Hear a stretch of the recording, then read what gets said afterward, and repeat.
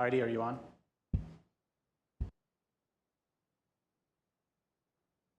Yep, I'm here.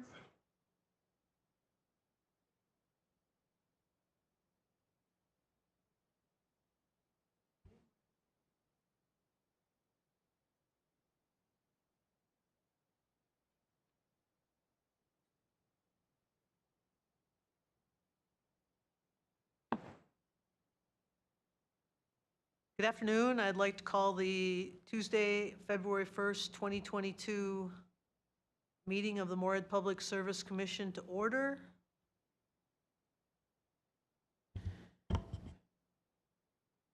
Commissioners here are Thompson, Daly, McDougall, and Henriksen. Commissioner Heidi Duran will be participating in the meeting via interactive television from the address located at 3625 22nd Avenue South, Moorhead, Minnesota 56560, which location is open and accessible to the public during the meeting. I'd like to welcome the new Commissioner, Chuck Henriksen.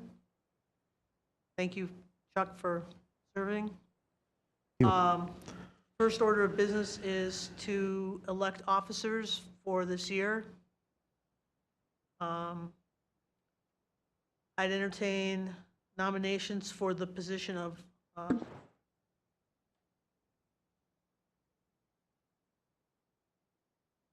treasurer. Anybody want to make a nomination?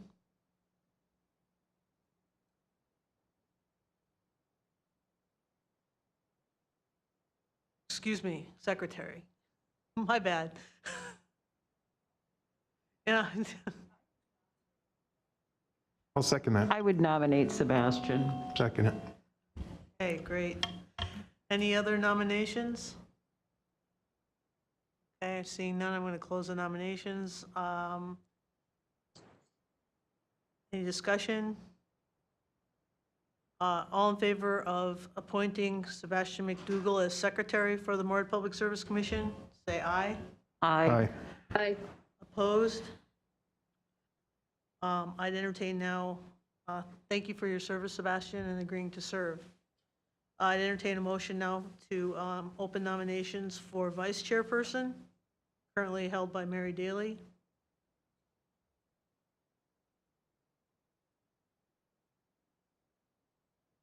Does Commissioner Daly have the desire to continue to serve? Sure. Then I nominate Daly. And I second. Great. Any other nominations from the floor? Seeing none, I have a motion to put forth Mary Daly as vice chairperson for this upcoming year. Any further discussion? Seeing none, all in favor say aye. Aye. Aye. Opposed?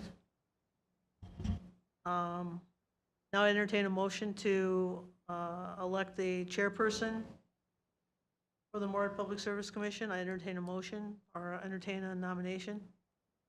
I would nominate Chris Thompson. I'll second. Any other nominations? Okay. The motion has been, or a motion or a nomination has been made to appoint Chris Thompson as the chairperson. Any further discussion? Seeing none, all in favor say aye. Aye. Okay, opposed? Okay. So the slate of officers is Sebastian McDougall as secretary, Mary Daly as vice chairperson, and Christine Thompson as chairperson. Now I'd entertain a motion to approve the agenda. So moved. We have a motion by McDougall, seconded by Paulson, to approve the meeting's agenda. Hendrickson, Yes. Paulson, Yes. Duran, Yes. McDougall, Yes. Daly, Thompson, yes. Okay. Before we move on, I want to alert the public that there are requests to speak forms available for customers wishing to address the commission for items that are not on the agenda. Please fill out the request to speak form located on the ledge back there by the door and give it to the administrative assistant in attendance at the meeting prior to speaking. Customers wishing to address the commission regarding a specific agenda item other than the rate hearing will be given an opportunity during the discussion of that item.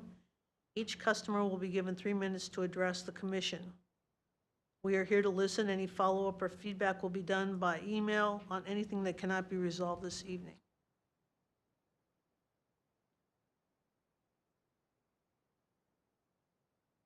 Thank you.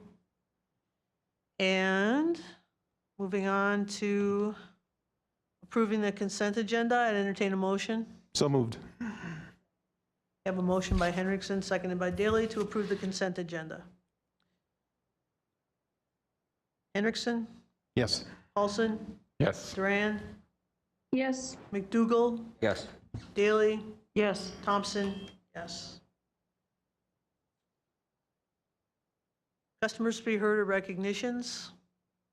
Any recognitions? None at this time. The only thing, just wanted to note, we did hire 2 customer account specialists. We had a retirement back in late November, early December, and we've decided to hire 2 new CASs as we move forward with AMI and a few other things that we felt was necessary to do. Wonderful, thank you. Any other recognitions? No, okay. Reports, City Council. Thank you, Madam Chair. First of all, it feels really weird to vote in this commission. But I have a couple things here. Moorhead City Council authorized a ballot question for the voters of Moorhead to consider a local option sales tax to fund regional library and community centers. So we did pass that, and the sales tax initiative will go on the ballot on November 8th. Council also passed a resolution urging Moorhead residents, businesses, and visitors to work together to prevent community spread of COVID-19. However, a mask mandate was brought forward at the end of that item, but it failed to win approval.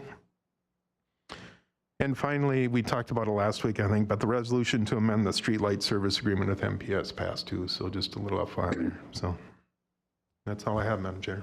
Thank you. Public Service Commission, any updates, any news? Okay. General Manager's report, Mr. Schmidt.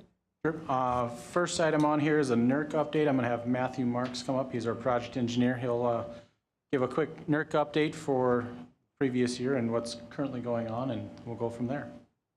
Matt, go ahead. Matt Marks, project engineer. NERC stands for the North American Electric Reliability Corporation. It's a series of requirements and standards.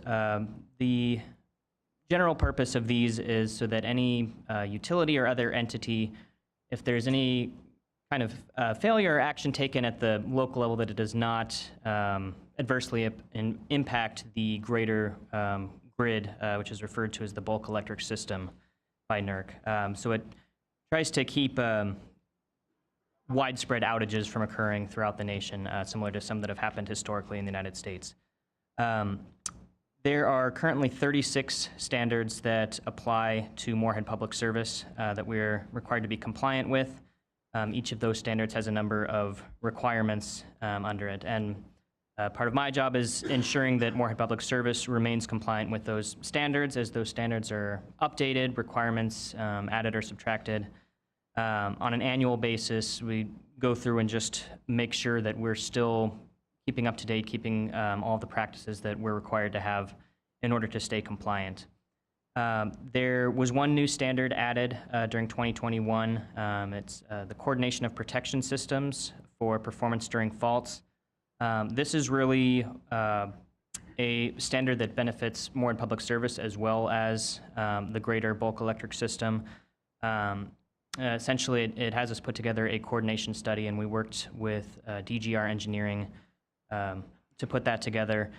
Keeps our protection system, all the devices that protect our equipment from being damaged in adverse scenarios, lightning strikes, windstorms, things like that. that similar to what a breaker box does in your house, where something will trip open rather than blowing up or lighting on fire. So that protection coordination study basically keeps it so that we have something consistent that makes sense from one area in town to another, and identifies any needs for updating any of those. One thing that NERC has been doing in past years, rather than doing a full audit of all of the standards of utilities on a 6-year cycle, is trying to identify the standards that are have the greatest amount of risk associated with them, taking those standards and having utilities fill out what's called a self-certification, where they go through either all the requirements or identified requirements and provide evidence that we're complying with that standard and with those requirements. In the first quarter of 2021, there was a cybersecurity, security management controls self-certification that we took part in. On reviewing the evidence, the Midwest Reliability Organization, which is the local NERC organization that oversees Moorhead Public Service as well as other utilities in the area, they identified some of the practices we had for our cybersecurity that didn't quite match up with what their expectations were for that standard. So that's termed a potential noncompliance. And then what they do is they file a report that goes to a risk assessment group at the Midwest Reliability Organization. They determine, well, how severe, how significant is the difference between what we found and what we wanted to find, and how much of a risk does that have to the bulk electric system that they're trying to protect. So that is currently at review by their risk assessment group, and they will let us know what comes of that and any further steps that we will have to take. One further thing I would add there is, based on the discussions with them while they were looking at our cybersecurity systems, the suggestions that they had or how they would like to see it, we've already implemented those changes. So at this point, it's just a matter of determining whether any additional penalties or documentation or anything needs to happen to address that potential non-compliance that they found. So as I said, we are still awaiting their final report on that. And at this time, if there are any questions, I'll take those.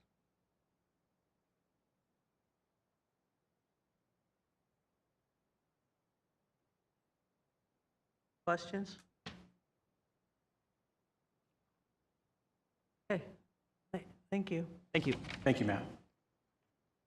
Other than Matt's update, we've got state legislative newsletter attached to the general manager's report, and even though we're going to go into a little bit of a cold spell, flood outlooks are coming, and right now there's about a 50% chance of major flooding in the Fargo-Moorhead area. So we'll provide a more detailed report at the next meeting. So I had a meeting late last week, so we couldn't include it. Great, thank you.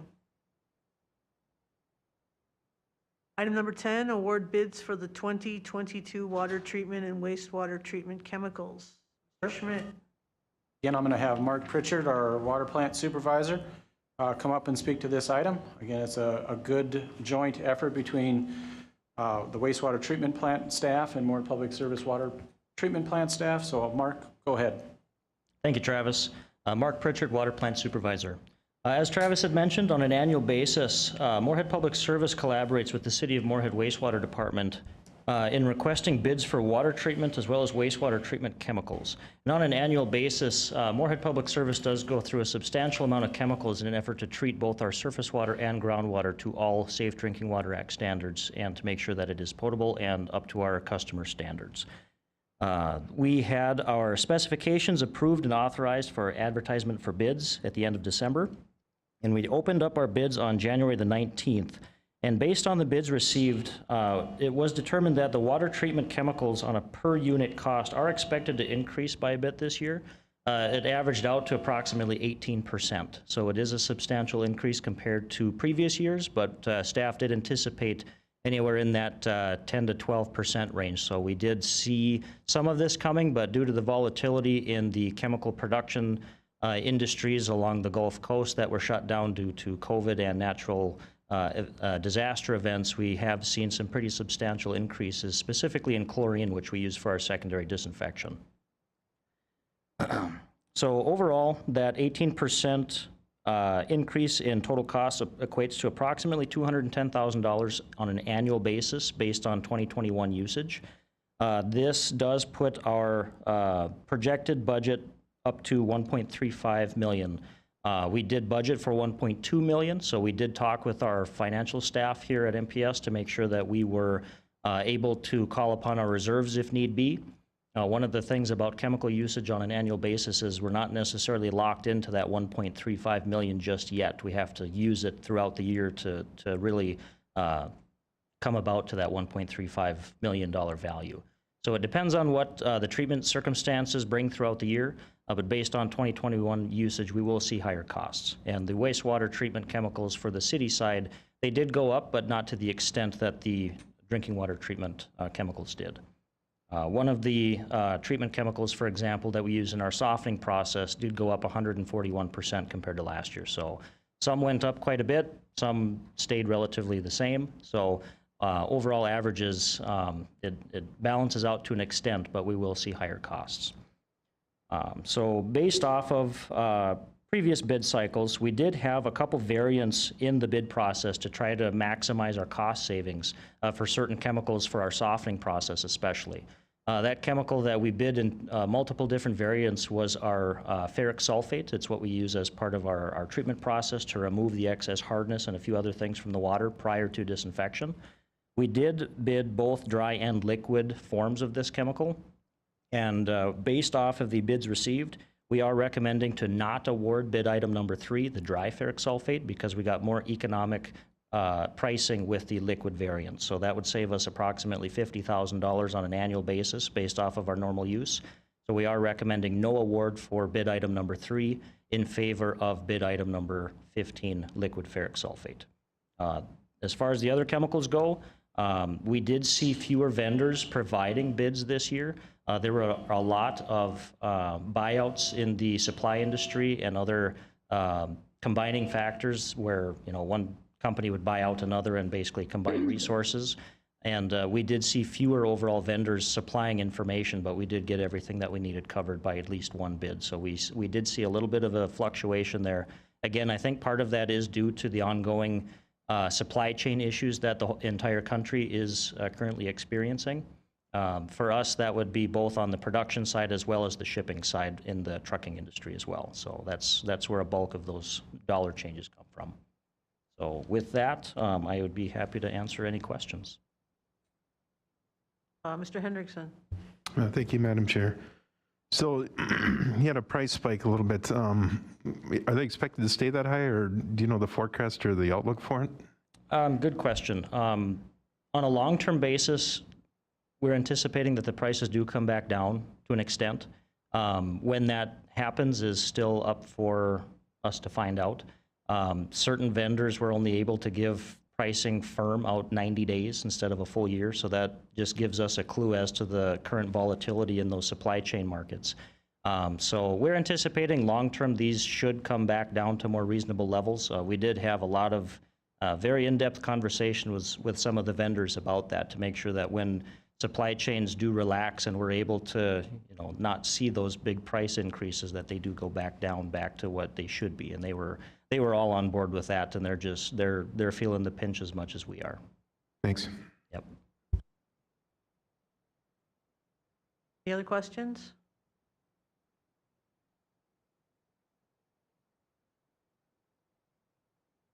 Thank you. Thank you.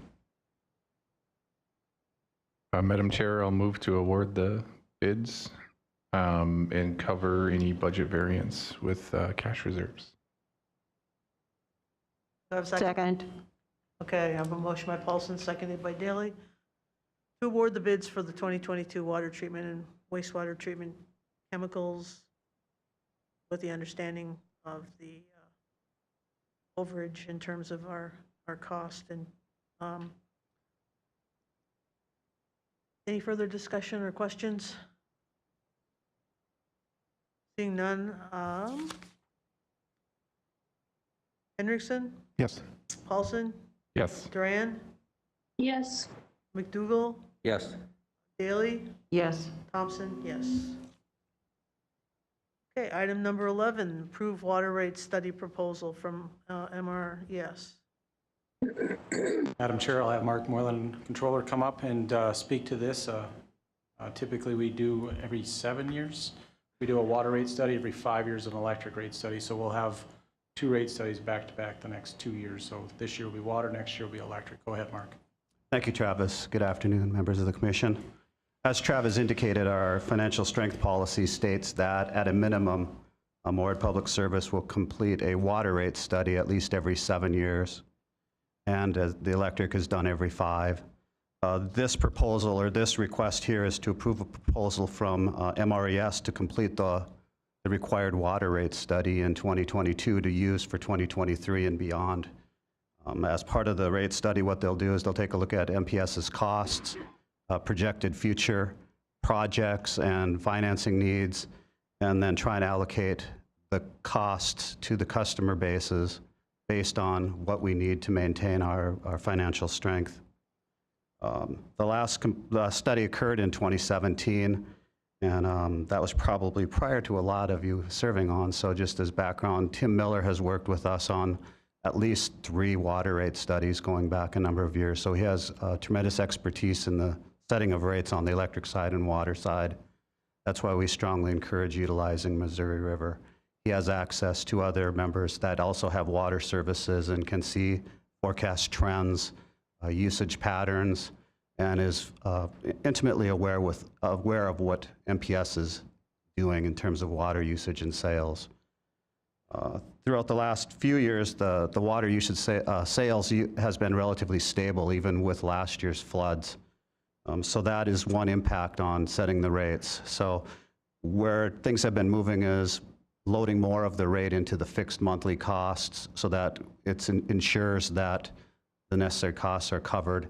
But then he also uses the actual usage component to try and level out so that it does have a fair impact on all users. The last study was completed in 2017 at a cost of $16,000. The proposal this year is $1,000 higher than that, so only a $1,000 increase over a number of years. And again, we're very comfortable with the methodology that Tim uses. When he's done, he'll present something to the commission. Usually it's a pretty in-depth presentation, a lot of background material as to how he came up with his projected rates. And with that, I'll just entertain any questions. Question?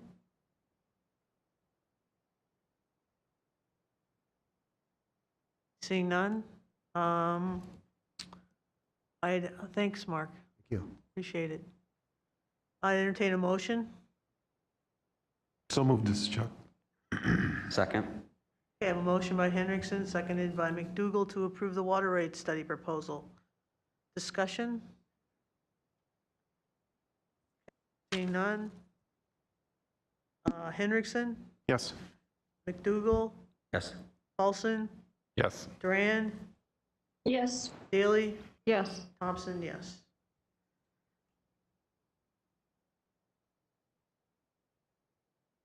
Okay, item number 12, amended policy on affiliations. Mr. Schmidt. I'll be taking this one tonight. As we've done in the several past meetings, we're kind of running through all of our policies that we got at a commission level and also administratively. This one is more just commission related.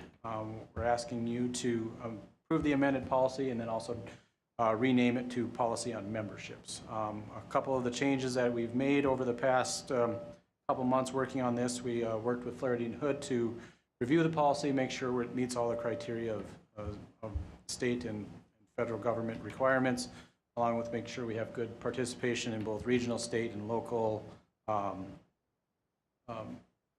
memberships that better the improvement of the municipal utility government operations.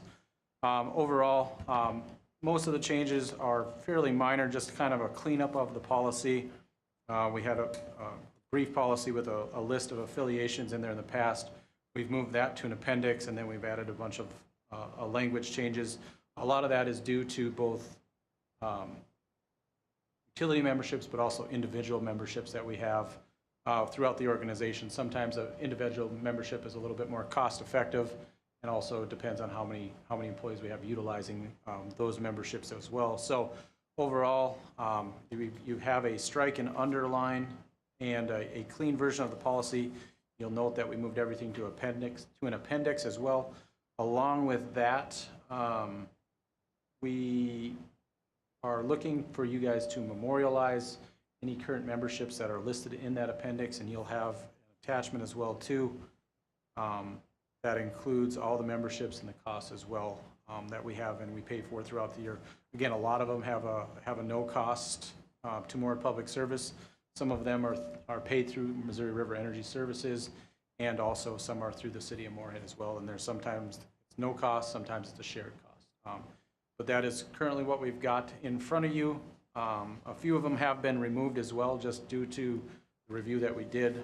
We've taken them out because we can't or are struggling with the opportunities that it's providing to us. So we've looked at a few of those.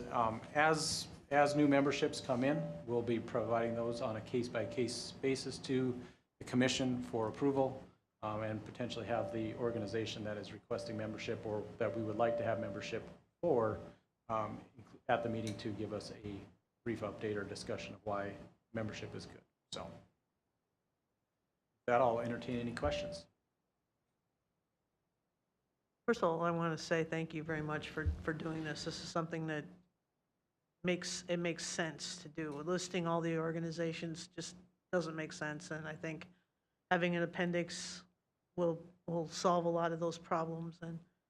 And so thank you for taking the lead in doing this. Did you have a question, Chuck? Yeah, no, thank you, Madam Chair. Actually, you stole it. The appendix is great from a tech writer. Appendixes are way to go, so it looks very clean, so good job.